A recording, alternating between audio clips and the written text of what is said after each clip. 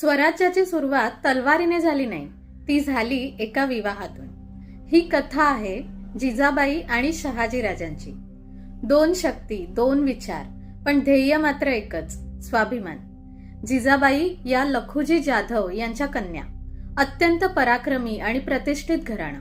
आणि शहाजीराजे मालोजीराजे भोसले यांचे पुत्र, ज्यांनी आपल्या पराक्रमाने स्वतःची ओळख निर्माण केली होती. असं म्हणतात की मालोजी राजे आणि लखुजी जाधव यांच्यात आधीपासून ओळख आणि सन्मानाचं नातं होतं आणि त्यातूनच हा विवाह जुळून आला होता. पण हा फक्त दोन व्यक्तींचा विवाह नव्हता, तो होता दोन शक्तिशाली घराण्यांचा आणि विचारांचा संगम. जिजाबाईंच्या संस्कारांची ताकद आणि शहाजी राजांच्या युद्ध कौशल्याची धार जेव्हा एकत्र आली, तेव्हा इतिहासाला खरंच एक नवं वळण मिळालं. हा फक्त विवाह नव्हता, ही होती दोन विचारांची एकजूट, ज्यातून पुढे जन्माला येणार होतं स्वराज्य.